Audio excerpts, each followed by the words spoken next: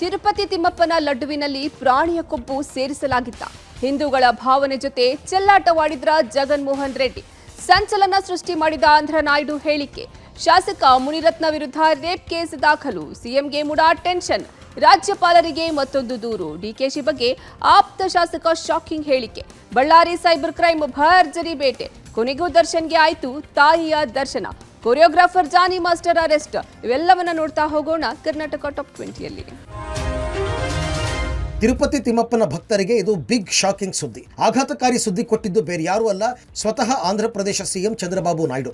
ತಿರುಮಲ ವೆಂಕಟೇಶ್ವರ ಲಡ್ಡು ಬಗ್ಗೆ ಆಂಧ್ರ ಪ್ರದೇಶ ಮುಖ್ಯಮಂತ್ರಿ ಚಂದ್ರಬಾಬು ನಾಯ್ಡು ಸೆನ್ಸೇಷನಲ್ ಹೇಳಿಕೆಯನ್ನು ನೀಡಿದ್ದಾರೆ. ವೈಎಸ್ ಜಗನ್ಮೋಹನ್ ರೆಡ್ಡಿ ಸರ್ಕಾರದ ಅವಧಿಯಲ್ಲಿ ತಿರುಪತಿ ಲಡ್ಡು ಪ್ರಸಾದ ತಯಾರಿಕೆಗೆ ತುಪ್ಪದ ಬದಲು ಪ್ರಾಣಿಗಳ ಕೊಬ್ಬನ್ನು ಬಳಸಲಾಗಿದೆ ಅಂತ ಗಂಭೀರ ಆರೋಪ ಮಾಡಿದ್ದಾರೆ. ಈ ಆರೋಪ ಸದ್ಯ ಆಂಧ್ರ ಪ್ರದೇಶದಲ್ಲಿ ಸಂಚಲನವನ್ನು ಸೃಷ್ಟಿ ಮಾಡಿದೆ. ಲಡ್ಡುವಿನಲ್ಲಿ ತುಪ್ಪದ ಬದಲಾಗಿ ಪ್ರಾಣಿಗಳ ಕೊಬ್ಬನ್ನು ಸೇರಿಸಲಾಗ್ತಾ ಇತ್ತು. ಇದೀಗ ಲಡ್ಡಿಗೆ ಶುದ್ಧ ತುಪ್ಪ ಬಳಕೆ ಮಾಡಲಾಗ್ತಾ ಇದೆ.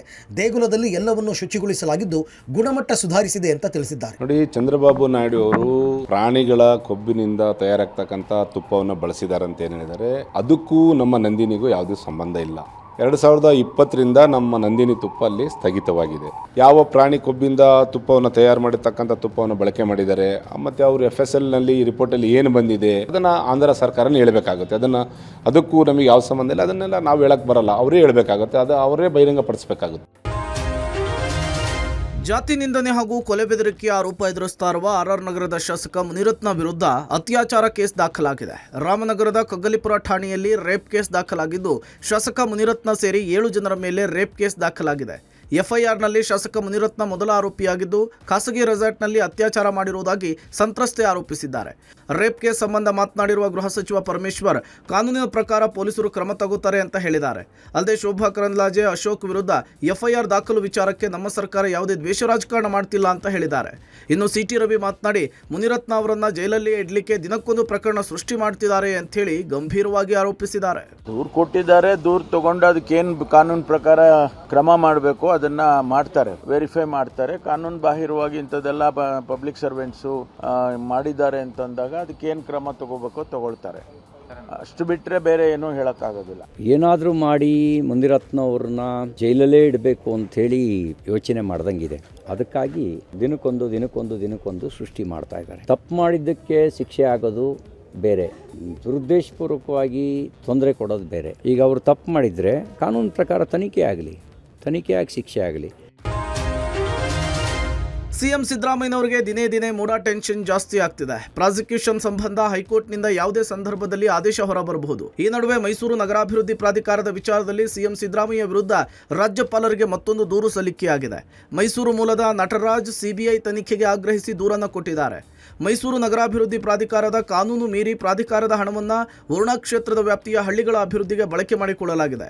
ಸಿಎಂ ಅವರ ಮೌಖಿಕ ಆದೇಶದ ಮೇರೆಗೆ ಅನುದಾನ ನೀಡುತ್ತಿದ್ದೇವೆ ಅಂತೇಳಿ ಪ್ರಾಧಿಕಾರದ ಸಭೆಯ ಕಡತದಲ್ಲಿ ನಮೂದಿಸಲಾಗಿದೆ ಅಂತ ಆರೋಪಿಸಿದ್ದಾರೆ. ಇತ್ತ ಸಚಿವ ಜಮೀರ್ ಅಹಮದ್ ಖಾನ್, ಸಿದ್ದರಾಮಯ್ಯ ಟೈಗರ್ ಇದ್ದಂತೆ ವಿಜಯೇಂದ್ರ ಯಡಿಯೂರಪ್ಪ ಕುಮಾರಸ್ವಾಮಿ ಬಂದರೂ ಕೂಡ ಏನೂ ಮಾಡೋಕ್ಕಾಗಲ್ಲ ಅಂತೇಳಿ ಗುಡುಗಿದ್ದಾರೆ. ವರುಣಾ ಕ್ಷೇತ್ರಕ್ಕೆ 40 ಕೋಟಿ, ಮಂಡ್ಯ ಜಿಲ್ಲೆಯ ಶ್ರೀರಂಗಪಟ್ಟಣ ಕ್ಷೇತ್ರಕ್ಕೆ 15 ಕೋಟಿ ಒಂದು ನಿರ್ಣಯ ಕೈಗೊಂಡಿದ್ದಾರೆ.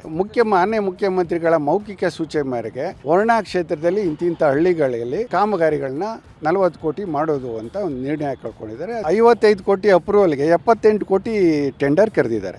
ಆ ಕಾಪಿನೂ ತಗೊಂಡು ಎಲ್ಲನೂ ಹಾಕೊಂಡು ನಾನು ರಾಜ್ಯಪಾಲರಿಗೆ ದೂರು ಕೊಟ್ಟಿದ್ದೀನಿ. CBI ತನಿಖೆ ಆಗಬೇಕು. ಯಾರು ಇಲ್ಲ. Siddaramaiah only one leader. Siddaramaiah 5 ವರ್ಷ ಯಾರು ಮುಖ್ಯಮಂತ್ರಿ ಸ್ಥಾನಕ್ಕೆ ಅಲ್ಲಾಡ್ಸಕ್ ಸಾಧ್ಯ ಇಲ್ಲ ಅಂತ 100 ವಿಜೇಂದ್ರ ಬರಲಿ, 100 ಯಡಿಯೂರಪ್ಪ ಬರಲಿ, 200 ಕುಮಾರಸ್ವಾಮಿ ಬರಲಿ, ಎಷ್ಟು 200 ಕುಮಾರಸ್ವಾಮಿ, ಸಿದ್ದರಾಮಯ್ಯ ಅವ್ರು ಏನೂ ಮಾಡೋಕ್ಕಾಗಲ್ಲ. ಅದೊಂಥರ ಟೈಗರ್, ಹುಲಿ ಇದ್ದಂಗೆ.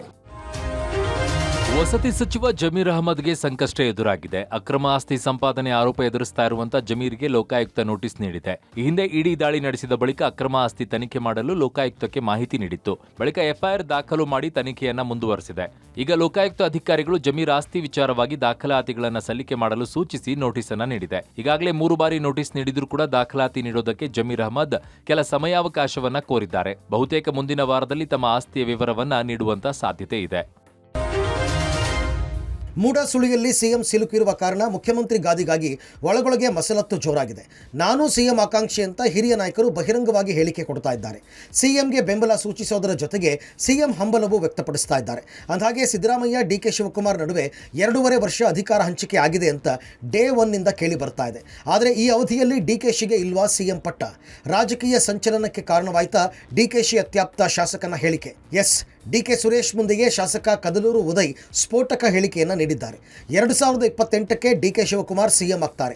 ಒಕ್ಕಲಿಗರೆಲ್ಲ ಸೇರಿ ಡಿಕೆ ಶಿವಕುಮಾರ್ ಅವರನ್ನ ಮುಖ್ಯಮಂತ್ರಿ ಮಾಡೋಣ ಅಂತ ಮದ್ದೂರು ಬ್ಲಾಕ್ ಕಾಂಗ್ರೆಸ್ ಅಧ್ಯಕ್ಷರ ಪದಗ್ರಹಣ ಕಾರ್ಯಕ್ರಮದಲ್ಲಿ ಅಚ್ಚರಿ ಹೇಳಿಕೆ ನೀಡಿದ್ದಾರೆ. 28ರ ವಿಧಾನಸಭೆಯಲ್ಲೂ ಕೂಡ 136ಕ್ಕಿಂತ ಸೀಟ್ಗಿಂತ ಹೆಚ್ಚಿನ ಸೀಟನ್ನ ನಮ್ಮ ಏನು ಅಧ್ಯಕ್ಷರಿದ್ದಾರೆ, ಉಪಮುಖ್ಯಮಂತ್ರಿಗಳಿದ್ದಾರೆ, ಅವರು ಮುಖ್ಯಮಂತ್ರಿ ಆಗ್ತಾರೆ. ಮುಂದಿನ ಅವಧಿಗೂ ಕೂಡ ಅವ್ರನ್ನ ಮುಖ್ಯಮಂತ್ರಿ ಮಾಡಿಕೆ ನಿಮ್ಮ ಎಲ್ಲ ಒಂದು ಈ ಮಂಡ್ಯ ಜಿಲ್ಲೆಯ ಜನರ, ಈ ಹಳೆ ಮೈಸೂರು ಭಾಗ, ಕೋಲಾರದಿಂದ ಹಿಡಿದು ಚಿತ್ರದುರ್ಗದಿಂದ ಹಿಡಿದು ಏನು ಹಳೆ ಒಕ್ಕಲಿಗರು ಬೆಲ್ಟ್ ಇದೆ, ಎಲ್ಲರೂ ಕೂಡ ಅವ್ರ ಜೊತೆ ನಿಂತು ಅವ್ರನ್ನ ಮುಖ್ಯಮಂತ್ರಿ ಮಾಡಲಿಕ್ಕೆ ಸಹಕಾರವನ್ನ ಎಲ್ಲರೂ ಸೇರಿ ಮಾಡ್ತಾ ನಾವು ಕಾಂಗ್ರೆಸ್ ಪಕ್ಷದ ಏಳಿಗೆಗೆ ದುಡಿಯೋಣ.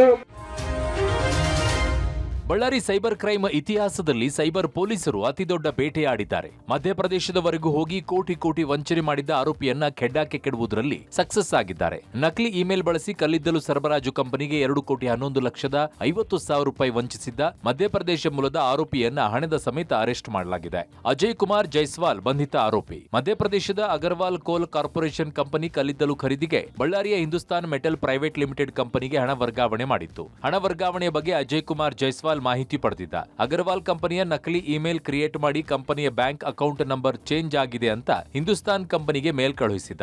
ಫೇಕ್ ಮೇಲ್ ನಂಬಿದ ಹಿಂದೂಸ್ತಾನ್ ಕಂಪನಿಯ ಖದೀಮ ಕಳಿಸಿದ್ದ ಅಕೌಂಟ್ ನಂಬರ್ಗೆ ಹಣ ಹಾಕಿದೆ. ತನ್ನ ಖಾತೆಗೆ ಬಂದ 2,11,00,000 ಹಣವನ್ನ ಇತರೆ 18 ಖಾತೆಗಳಿಗೆ ಹಾಕಿ ಆರೋಪಿ ಹಣವನ್ನ ಡ್ರಾ ಮಾಡಿಕೊಂಡಿದ್ದ. ವಂಚನೆ ಕುರಿತು ಸೆಪ್ಟೆಂಬರ್ 3ರಂದು ಹಣ ವಂಚನೆ ಗೊತ್ತಾಗಿ ಬಳ್ಳಾರಿ ಸೈಬರ್ ಠಾಣೆಗೆ ಹಿಂದೂಸ್ತಾನ್ ಕಂಪನಿ ದೂರು ದಾಖಲಿಸಿತ್ತು. ಕೂಡಲೇ ಬಳ್ಳಾರಿ ಎಸ್ಪಿ ಪ್ರಕರಣ ಭೇದಿಸಲು ಸೈಬರ್ ಕ್ರೈಮ್ ಡಿಎಸ್ಪಿ ಸಂತೋಷ್ ನೇತೃತ್ವದ ತಂಡ ರಚನೆ ಮಾಡಿದ್ರು. ಮಧ್ಯಪ್ರದೇಶದಲ್ಲಿ ಅಡಗಿದ್ದ ಆರೋಪಿಯನ್ನ ಬಂಧಿಸಿ 1,21,00,000 ನಗದು ವಶಕ್ಕೆ ಪಡೆಯಲಾಗಿದೆ. ಅಲ್ಲದೆ ಆರೋಪಿ ಬೇರೆ ಬೇರೆ ಖಾತೆಗೆ ಹಾಕಿದ್ದ 27.97 ಲಕ್ಷ ಹಣ ಫ್ರೀಸ್ ಮಾಡಿಸಿದ್ದಾರೆ.